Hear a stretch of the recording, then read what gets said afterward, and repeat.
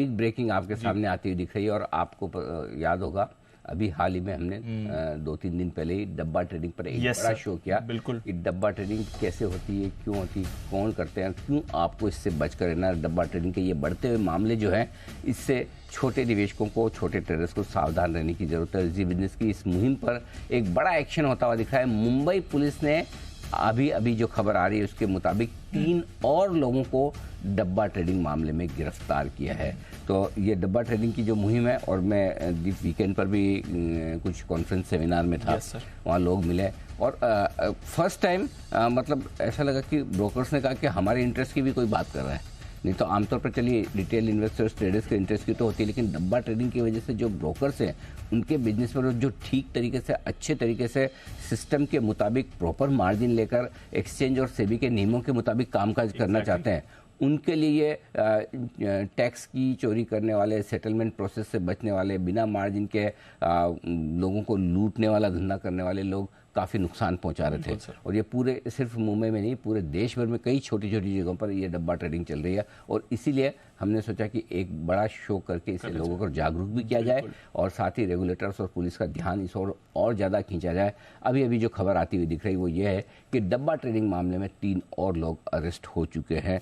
तो ये एक बड़ी समस्या है डब्बा ट्रेडिंग की, जो इस वक्त मार्केट झेल रहा है। और होता है कि ये वैसा ही मामला है दीप, जैसे जैसे आप इंपोर्ट ड्यूटी बढ़ाते हैं, कस्टम ड्यूटी बढ़ाते हैं गोल्ड पर और स्मगलिंग बढ़ती है, वैसे ये होता है कि जैसे जैसे आप मार्केट की कंप्लायंस बढ़ाते हैं तो लोग डब्बा ट्रेडिंग की तरफ ज़्यादा आकर्षित होते हैं कि चलो मार्जिन नहीं देना पड़ रहा है, टैक्स बच रहा है, इनकम टैक्स तो कमाई होगी तो बचेगा, बट बाकी के जो चार्जेस हैं, टर्नओवर टैक्स है, ये सभी की फ़ीस है, एक्सचेंजेस के जो चार्जेस हैं, एसटीटी है, ये सब बचेंगे और वही कमाई है। लेकिन उस चक्कर में अल्टीमेटली होता नुकसान है, क्योंकि अगर आपका पैसा लग गया, देना आया, तब तो वो आपको मार पीट के ले ही लेंगे।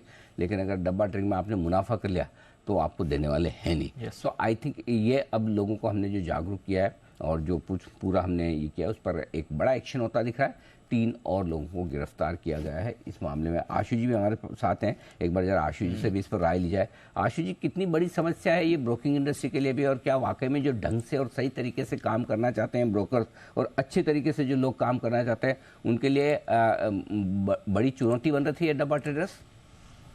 अनिल जी, बहुत बड़ी चुनौती है, लेकिन लास्ट कुछ 1 आध साल से अनिल जी इसमें ना काफी हद तक मतलब इसमें देखा गया है कि कम हुई है। क्योंकि अनिल जी, क्योंकि सबको एक्सपीरियंस होता जा रहा है, जो आपने बिल्कुल बोला कि आप अगर हार गए तो आपको पैसे देने हैं, अगर आप जीत गए तो छोटा मोटा जीत गए तो मिल जाएंगे। अगर एक तरफा लंबी तेजी या लंबी मंदी आ जाती है तो डब्बा ट्रेडर बिल्कुल गायब हो जाता है। तो अनिल जी, एंड में रिटेल इन्वेस्टर को लॉस होता है। ये बिल्कुल एक ना वो पेनी वाइज पाउंड फुलिश वाली बात है कि मैं मार्जिन नहीं देना चाहता। जो अनिल जी आपने देखा होगा कि मैं जब भी कोई कॉल भी देता हूं, मैं बार बार एक चीज ना मैं क्या 100 या 200 बार रिपीट कर चुका हूं कि margin is healthy, loss is unhealthy. हम लोग सब लोग जो मतलब एक मेंटेलिटी है ग्राउंड पे कि मार्जिन बचाने वाली बात है। जो आपने कहा ना कैश का लेन देन, टैक्स, वो सब तो मतलब बाद में आता है। पहले सबका जो पहला थॉट आता है ना कि नहीं मार्जिन नहीं देना पड़ता, मेरा काम हो जाता है, मेरा कंफर्ट है वहां पे। तो अनिल जी ये बहुत ज्यादा रैम्पेंट था। But over the years Anil ji, because of the regulation, because of awareness, because of experience काफी कम हुआ है। लेकिन अगर खत्म हो जाएगा तो अनिल जी, जैसे मैंने अभी कहा कि इस तेजी में जो आज तक हम यहाँ पहुंचे हैं और पिछले 2-4 सालों में जो रेगुलेशन में चेंजेस आए हैं, जो कंट्रोल्स बेटर हुए हैं, वो सबसे अच्छा हुआ है रिटेल इन्वेस्टर के लिए। ऐसे कुछ ना कुछ स्पोरेडिक मामले चलते रहते हैं, धीरे धीरे अनिल जी ये भी बंद होते जाएंगे। तो ये बहुत अच्छी चीज है। जो और आप ऐसा कोई भी लूप होल अगर कहीं मिलता है तो आप तो उसकी मुहिम बना ही देते हैं और फिर जरा एक वो प्रोसेस हेसन हो जाता है एड्रेस करने के लिए। कुछ ऐसे ही केसेस सामने आए और आजकल तो बड़ी एक नई चीज आ गई है। आजकल ऐप पर डब्बा ट्रेडिंग होनी है। हाँ, सॉफ्टवेयर बन गया है। आपको लगता है आप एक्सचेंज में ऑर्डर डाल रहे हैं, ऑर्डर जा ही नहीं रहा एक्सचेंज में, ऐसी डब्बा ट्रेडिंग होने लगी है।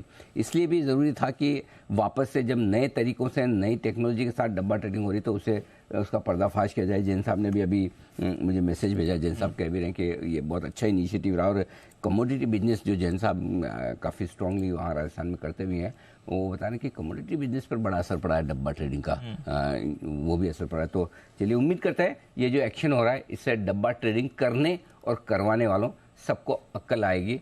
भाइयों, अगर कुछ गलत कर रहे हैं आज के आज तुरंत प्रभाव से बंद करें, क्योंकि मुंबई पुलिस से लेकर देश भर की पुलिस, समझ लीजिए फिर क्या होने वाला है।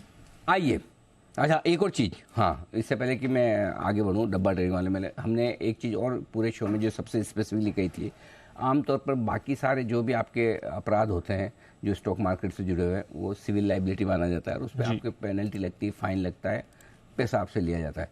लेकिन डब्बा ट्रेडिंग ऐसा अपराध है जिसमें आपको जेल होती है। कितनी दीप 10 साल तक की जेल है ना डब्बा ट्रेडिंग, 10 साल की जेल और 25 करोड़ की पेनल्टी। 25 करोड़ तक की पेनल्टी। अब आप सोच लीजिए आपको क्या करना है। Exactly. 10 साल तक की जेल और 25 करोड़ की पेनल्टी। बहुत कम अपराध ऐसे हैं स्टॉक मार्केट से जुड़े हुए जिसमें जेल होती है, बहुत कम, नहीं के बराबर। फ्रॉड टाइप के हम डब्बा ट्रेडिंग को उसमें माना जाता है। 10 साल तक की जेल हो सकती है, बाकी आपकी मर्जी है भाई साहब। एग्जैक्टली।